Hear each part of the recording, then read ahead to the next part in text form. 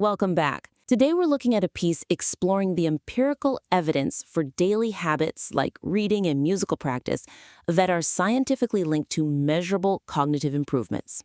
So let's jump right in.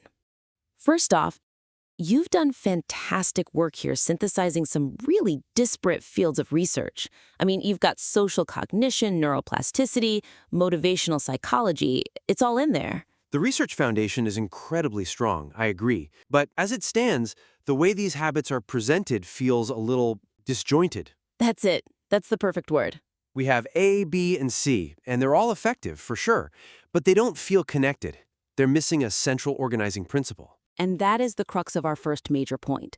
The presentation effectively identifies these powerful individual cognitive habits, but yet it lacks that central principle to really maximize the impact of the recommendations. Right, now it kind of risks appearing as just a disconnected list.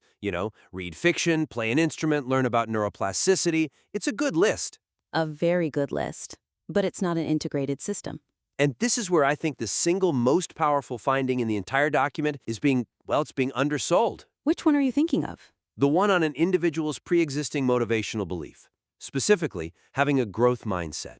The data you cite shows it's a massive predictor of the actual cognitive gains you get from any of these other habits. Ah, okay, so you're saying the belief system is currently positioned as sort of a supporting player? Exactly. But scientifically, it's the engine.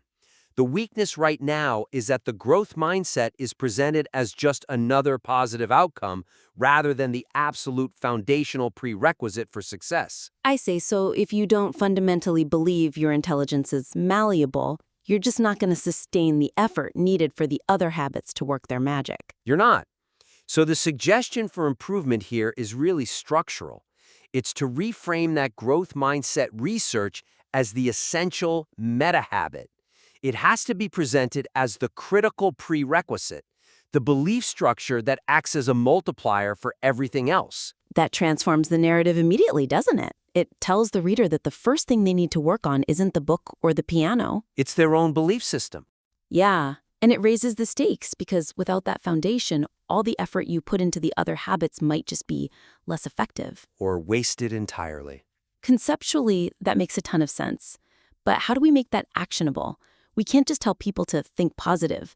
We need to ground it in the evidence. Well, we can. We use the very robust research you included on older adults. We explicitly position the belief that intelligence is malleable as the first habit to cultivate. Right. And we cite those numbers. In those studies, a higher baseline growth mindset predicted significantly larger cognitive gains. We're talking up to half a unit increase for every unit increase in the mindset score. Half a unit. That's huge in these kinds of metrics. It's massive. So it's not vague encouragement. It's a quantifiable predictive factor. It's an investment. It absolutely is. It's the difference between putting your effort into a compounding account versus, a flat savings account. One grows on itself, the other doesn't. Okay, but I do have one concern. If we make this belief the central meta-habit, we might lose a practical how-to. Readers want immediate steps. How do we make sure they know how to actually build the mindset? That's a fair challenge. I think we draw the practical advice directly from the context of the study itself. We use the finding that continuous learning environments, high educational attainment, not being retired, were significant predictors of having a higher growth mindset. Ah, so the suggestion isn't just believe you can change, but more like put yourself in an environment where continuous learning is the norm. Precisely. It naturally supports the belief. So, a concrete example for the piece would be to advise the reader to integrate growth mindset training methods, which really just means teaching people about neuroplasticity, into their practice of all the other habits. Oh, that's the link. So when they sit down to read, they consciously remind themselves, the effort I'm putting in right now is literally creating new neural pathways? Yes. They practice the mindset while they practice the habit. It creates this powerful, intentional feedback loop. They're not just reading a story. They're actively fostering the belief system they need for that story to change their brain. And that provides the psychological fuel and the empirical backing. It transforms this from a list into a real strategy. Okay, that makes perfect sense. So let's move on to one of those specific habits then. Fiction reading. You make a really solid case for it as a reliable way to improve social cognition. Yeah, the data's very clear on that. It's a powerful tool for theory of mind, for empathy. But I think we need to anticipate how a reader might react to the headline finding. You mean the statistical magnitude? Exactly. The conclusion from the meta-analysis is that it leads to a small, statistically significant improvement. The number is what? Per ye is about 0.15 or 0.16? Yeah, that's the one. For a reader who's looking for major IQ raises, that number, it sounds underwhelming. It could. The weakness is that framing could make them think, why bother? It overlooks the massive potential of cumulative application. Right. We're talking to an audience that wants to maximize cognitive gains. We have to tell them why a small gain in this specific area, in social cognition, is actually a really big deal in the real world. So we need to recontextualize the payoff. Instead of focusing on the one-time test score, We focus on the life outcomes. The suggestion is to immediately bolster the habit's significance by leveraging the practical, compounding impact of even these small improvements. So we should emphasize that skills like empathy and better communication, they positively impact social connection, well-being. And even longevity. You cite the finding that reading books is correlated with a reduced mortality risk. That's the key. So the message becomes, you're not reading to move a needle 0.15 units on some lab test. No, you're reading to live a longer, healthier, more connected life. That totally repositions that small statistical effect. It becomes highly meaningful. It's like the cognitive version of investing a few dollars a day. The effect is small today, but over 20 years, it's life-changing. And this is where we get really actionable. We have to highlight a key limitation in almost all of the studies included in that meta-analysis. Which is, They only required participants to read one short fiction story, one excerpt. wait, seriously? They saw a reliable effect just from one short story? That's how efficient it is, but it also means the data point we're all looking at is based on the absolute minimum input. We have to tell the reader, if you scale the input, you should expect to scale the result. So the suggestion isn't just read more, but to fundamentally change how you read? Exactly. Advise them to overcome that methodological limitation by committing to immersive, longitudinal reading, reading entire, complex books. A true behavioral commitment. And you point out that the one study that did require reading a full book, it yielded some of the largest effect sizes.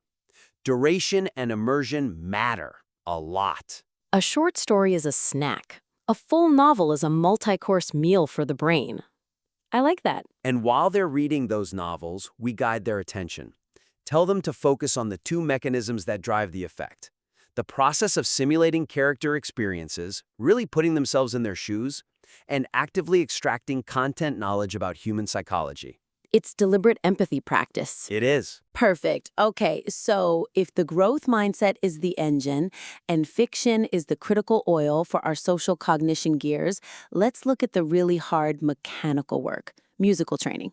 It's a natural pivot because that's probably the most intensive demand on neuroplasticity you cover. The material details these precise, specific changes in the brain. Right, the increased functional connectivity, the changes in white matter organization in that whole auditory motor network. It speaks volumes about the brain's adaptability. You can literally see the physical structure changing in response to effort. For a reader focused on raising their IQ, that's exactly what they want to hear. However, There's a huge caveat. The material provides all this rich, fascinating detail on the changes, but it critically minimizes the finding about how short-lived those changes are if you stop. Ah, right. That is a massive weakness if the goal is sustainable enhancement. The whole use it or lose it principle. if we promise these structural changes without that warning, we're setting the reader up for failure and for disappointment. We have to manage their expectations, so the suggestion has to be integrating the necessity of continuous sustained practice as a non-negotiable part of the habit. It transforms the recommendation from just start playing an instrument to commit to lifelong continuous practice. Yeah, because if someone puts in 24 weeks of hard work, sees those changes, and then they all just revert, they might lose faith in the whole idea. So for a concrete example, we have to issue a sharp, data-driven warning. We leverage that specific longitudinal finding, the increased functional connectivity from 24 weeks of intensive piano training. It returned to baseline just 12 weeks after they stopped. 12 weeks, 3 months. That is a fast reversal. It's incredibly fast.